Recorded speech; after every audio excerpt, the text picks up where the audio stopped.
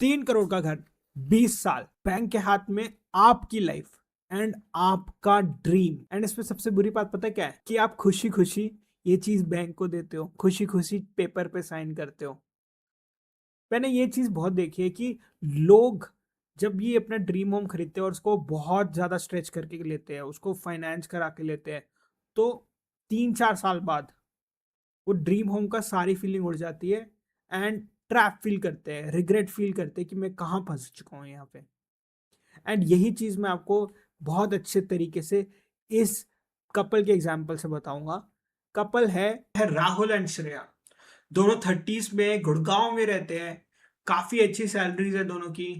राहुल कमाता है 3 lakh rupees per month, Shreya कमाती है 2 lakh rupees per month. And दोनों की कंबाइंड टोटल नेट इनकम बनी है 3.72 lakh rupees after Nirmala Sitharaman cut. 60 lakh rupees 8 साल में उन्होंने अपना बिल्ड किया है कॉर्पस। एंड दोनों का एक शेयर्ड गोल है कि वो अपनी प्रॉपर्टी, अपना ड्रीम होम खरीदे। तो वो अपना बजट बनाते हैं। बजट भी उन्होंने काफी रिस्पेक्टेबल रखा है कि अपना जो ग्रॉस इनकम है उसका इंटू 4 करके उन्होंने अपना बजट सेट किया है, विच इज रिस्पेक्टेबल।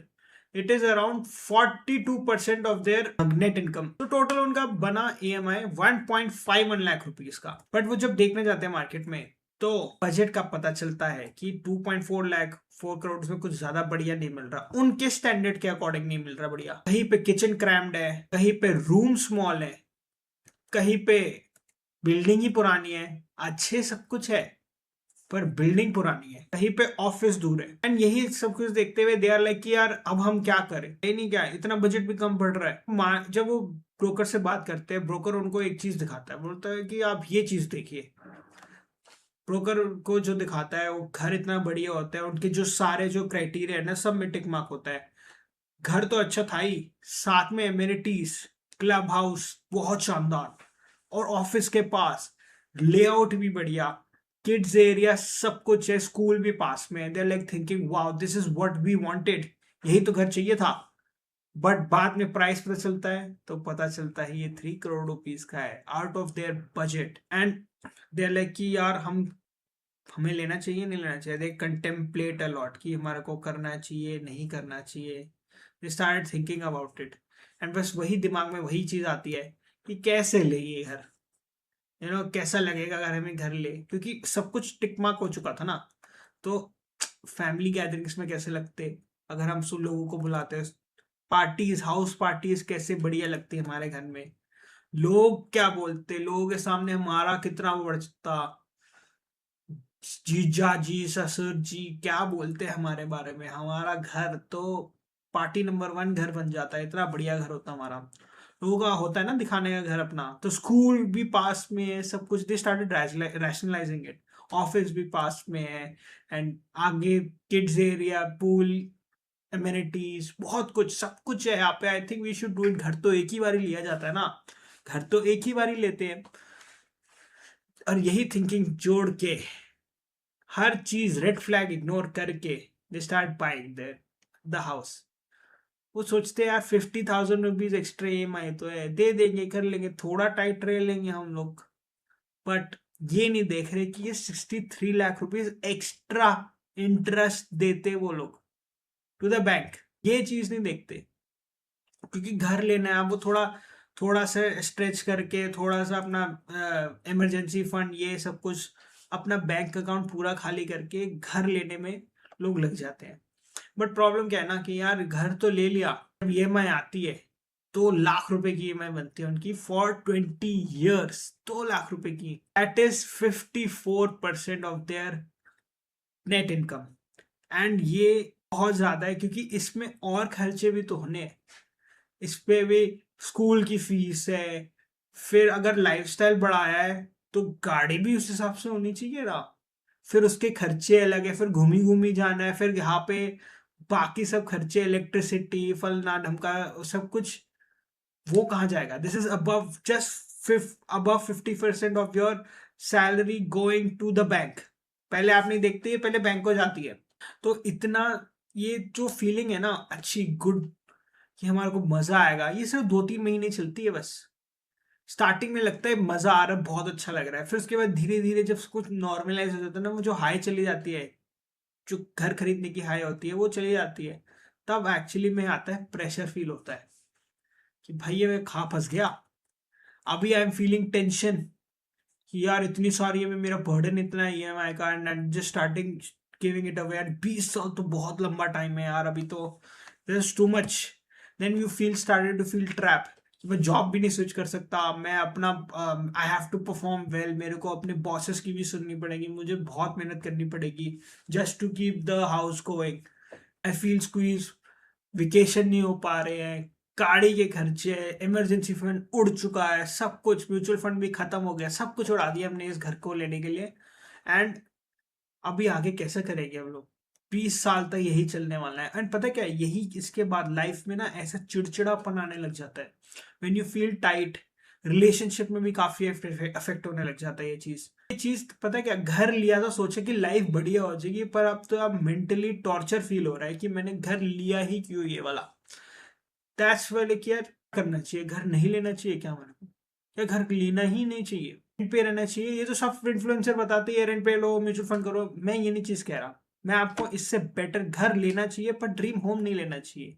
और यही कॉर्पस का बेटर यूसेज मैं आपको दिखाता हूँ कैसे हो सकता है।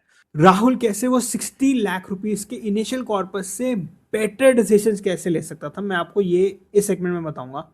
देखो, वो अगर उस 60 लाख रुपीस को डिवाइडेड बाय 3 करता तो उसके पास 20 लाख रुपीस पर प्रॉपर्टी के लिए बन जाते। वो उसको as a initial down payment use करता, 80 लाख रुपीस की प्रॉपर्टी वन लेता एक पेमेंट प्लान पे, सीएलपी पे, ग्रोथ कॉरिडोर में। फिर दूसरी प्रॉपर्टी लेता सेकंड ग्रोथ कॉरिडोर में, 30/70 के पेमेंट प्लान पे। फिर उसके बाद 80 लाख रुपीस की एक और प्रॉपर्टी लेता है 20/80 के पेमेंट प्लान में। अब मैं इसलिए पेमेंट प्लान आपको बोल रहा हूँ कि अगर आप पेमेंट प्लान अलग अलग तरीके से लोगे ना, तो ईएमआई जो है ना वो बहुत मैनेजेबल हो जाती है, बहुत अच्छी तरीके से आप उसको मेंटेन कर सकते हो और अपनी लाइफ भी नहीं बीच में गवा सकते। That is the main thing. तो वही 20 लाख रुपीस अक्रॉस 3 प्रॉपर्टीज लिए 60 लाख रुपीस से 2.4 करोड़ रुपीस की प्रॉपर्टी राहुल ओन कर सकता है। ठीक है, अब मैं इसका मैथ आपको बताता हूँ कि मैथ कैसे होता है। ठीक है, तो for year one, property A, property B, property C, total outflow कितना बनेगा, प्लस मेरा खुद का रेंट। अगर मैं ये प्रॉपर्टी ले रहा हूं तो मैं खुद का भी रेंट कहीं पे तो लूंगा ही। ठीक है, और नेट टोटल मेरी जेब से कितना जा रहा है। ठीक है, ईयर जीरो में मैंने पैसे अपनी जेब से दे दिए। अब ईयर वन से मेरा ईएमआई मेरे को बैंक से लेना है और पैसे आगे देने हैं। ठीक है, तो प्रॉपर्टी ए सीएलपी थी, तो स्टार्टिंग में मेरे को डिमांड आ गई, उसका ईएमआई बना 8,000 रुपये। ठीक है, और ये बहुत मैंने इजी कर रखा है, मैं 20% का दे रखा है सीएलपी में, वरना इससे तो पहले ही हो जाता है, बट मैं फॉर द मैथ 6 बहुत इजी मैंने वे में कर रखा है ये।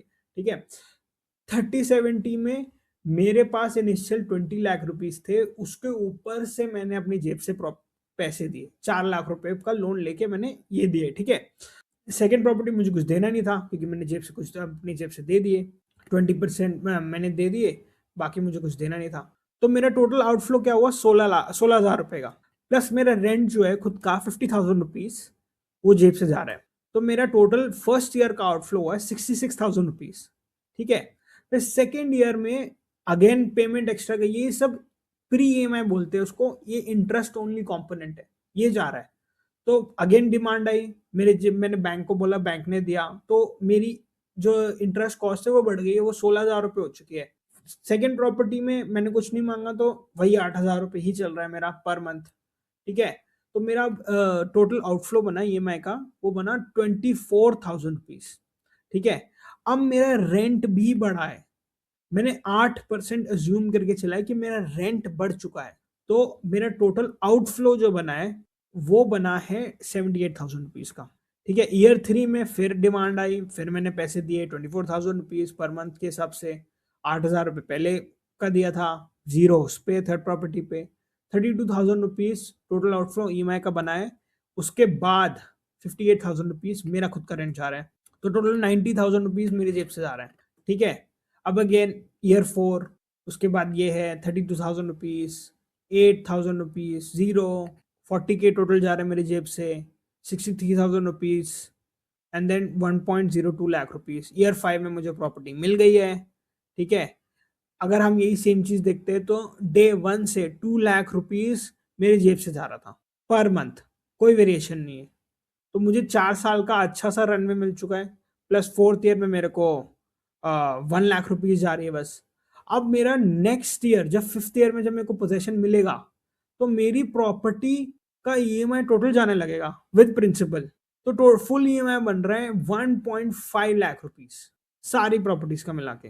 एंड जो मेरा खुद का रेंट है वो भी बढ़ गया है, तो 68,000 रुपीज मैंने अपना रेंट का भी ले लिया है।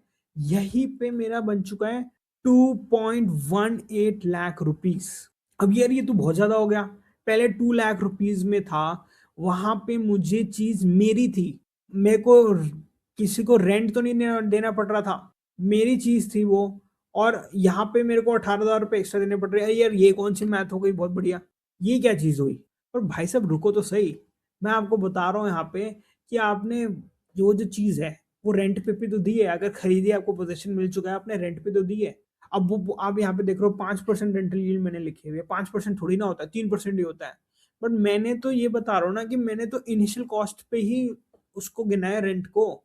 मेरी प्रॉपर्टी का रेट भी बढ़ा होगा उस 5 साल में, और मैंने तो सिर्फ इनिशियल जो अपनी अपने जेब से दिया है मैं सिर्फ उसी पे ही गिन रहा हूँ 5%। तो उसके बाद और आप जब मेरे साथ जुड़ोगे तो मैं 5 से 7% के बीच में लेके आता हूँ। First day cash flow positive, ऐसी प्रॉपर्टीज भी है, बहुत प्रॉपर्टीज है, इंडिया में ही है, दुबई जाने की जरूरत नहीं है, यहीं पे मिलेगा आपको। टोटल रेंट जो आ रहा है एक प्रॉपर्टी से 33,000 रुपीज आ रहा है, तो टोटल मेरा लाख रुपए मान के चल रहा हूँ कि मेरा रेंट आ रहा है। This is pre maintenance also, I would like to tell you.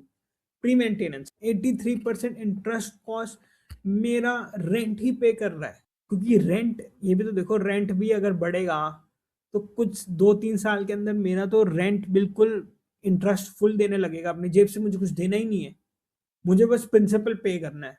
तो यही चीज मैं आपको बता रहा हूँ। अभी मैं 1 लाख रुपए यहाँ पे मेरी जेब में आ रहा है और 2.18 लाख रुपीज यहाँ पे मेरी जेब से जा रहा है। तो टोटल मेरा आउटफ्लो बना 1,18,560 पर मंथ। ये मेरा आउटफ्लो है, ठीक है। तो मैं आपको वापस से मैथ दिखाना चाहता हूँ।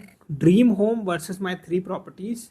ड्रीम होम में मेरा EMI outgoing was 2.01 lakh rupees per month, and यहाँ पे 1.50 लाख रुपीस प्लस मेरा जो रेंट है, अभी 5th साल में मेरा रेंट 68,000 रुपीज हुआ, और मेरा यहाँ पे 1 लाख रुपीस इनकमिंग मेरा को आ रहा था। तो आप वर्सेस आप यहाँ पे अपने सामने देख लीजिए। प्लस मैं 3 प्रॉपर्टीज कंट्रोल कर रहा हूँ, इज अ बिग थिंग। अब मैं आपको एक और चीज दिखाता हूँ which is called magic, compounding plus leverage. पूरा सिस्टम दिखाऊंगा आपको। भाई अगर मैंने स्टार्टिंग में 3 प्रॉपर्टी ली 80 लाख रुपीस की, ईयर 0 ऑफ पोजेशन, ठीक है, 9% से वो प्रॉपर्टी इंक्रीज हो रही है। मैं आपको बता रहा हूँ बिल्कुल लोअर लेवल लिमिट में लिए मैंने 9% ओनली कंपाउंडिंग इन 8 years। तो each property will become 1.6 crore rupees. And जो आपकी टोटल पोर्टफोलियो, क्योंकि मैंने 3 प्रॉपर्टी लिए हैं यहाँ पे, तो बना 4.8 करोड़ रुपीस 3 प्रॉपर्टी। अगर मैं एक ही प्रॉपर्टी बेच दूं तो मेरी दोनों प्रॉपर्टी डेट फ्री हो जाएंगी, ऑलमोस्ट डेट फ्री हो जाएंगी। 3.2 crore rupees I will be controlling. This is called compounding plus leverage, nobody talks about it. ये है पावर। मैं आपको बताता हूँ कैसे होगा ये। देखो मेरी तीनों प्रॉपर्टीज डबल हो चुकी है, ठीक है, 8 साल के अंदर। और उसके बाद मैंने एक प्रॉपर्टी, लेट्स से मैंने प्रॉपर्टी ए बेच दी, ठीक है, वो प्रॉपर्टी ए बेच दी, फिर मैंने प्रॉपर्टी बी का लोन क्लियर कर दिया उससे, मेरे पास बचा 48 लाख रुपीस। अब 48 लाख रुपीस मैं चाहूं तो मैं प्रॉपर्टी सी का लोन पे ऑफ कर सकता हूँ, 8 लाख रुपए बचेंगे। भाई साहब 8 लाख रुपए में 8 लाख पे इंटरेस्ट रेट क्या बनेगा और कॉस्ट क्या आ रही है मेरे को, वहां पे मेरे को रेंटल क्या आ रहा है। आप देखो ना, मेरा रेंटल यहाँ पे तो कैश फ्लो पॉजिटिव है ना मैटर। तो मेरे को 77,000 रुपीज रेंट फ्री आ रहा है बिल्कुल per month. Cash flow positive हूं मैं proper, I don't have to pay anybody. भाई साहब 60 लाख रुपीज से 3.2 करोड़ रुपीज की गेम खिलवा दी मैंने। 5.3x on initial corpus. कोई भी म्यूचुअल फंड करके दिखा दो, नहीं कर पाएगा इतना, कोई मर्जी करके दिखा दो। मैं ये बता रहा हूँ, this is leverage plus compounding. Financial freedom का यही गेम है। भाई साहब आप अपनी कंडीशन पे, अपने टाइमलाइन पे, अपने फाइनेंशियल्स के हिसाब से आप अपना ड्रीम होम खरीद सकते हो। क्योंकि आपने स्टार्टिंग में नहीं लिया, बाद में आप ड्रीम होम लोगे, वो ड्रीम होम भी बढ़ जाएगा। जो 3 करोड़ का था वो 6 करोड़ का हो जाएगा। बट आपके पास तो अब 50% से ज्यादा डाउन पेमेंट है। आप ये और गेम खेलो, और गेम खेल सकते हो उसके बारे में। आप लोन मत पे करो आप, क्योंकि ये गेम बहुत खेले जा सकते हैं। इसको एक्चुअली खेलना कैसे, there are lots of nuances to it. मैं चाहता हूं आप इसको डिस्क्रेडिट करो, क्वेश्चंस लिखो अपने नीचे। ऐसा थोड़ी ना होता है, ये थोड़ी ना होता है, ऐसा थोड़ी ना होता है, ये तो बिल्कुल आपने कहानियां बना दी। मैं चाहता हूँ हम लिखो उसके बारे में, इस वीडियो को शेयर करो, लोगों को दिखाओ इसको, लोगों को बोलो भाई इसको डिस्क्रेडिट कर। सारे क्वेश्चंस का आंसर है मेरे पास। पूरी वीडियो देखिए। Thank you so much. Subscribe जरूर करना, मेरे साथ जुड़े रहो भाई साहब। मेरे पास बहुत अच्छे फॉर्मूला है आपको बढ़िया लाइफ देने के। You start following me. आप कम्युनिटी है उस पर ज्वाइन करो, बहुत बढ़िया आपको वो मिलेगा, गाइड मिलेगा, फाइनेंशियल विजडम मिलेगी कि कैसे इसको एक्चुअली परस्यू करना है। Thank you so much for watching. I see you in the next one. Thank you.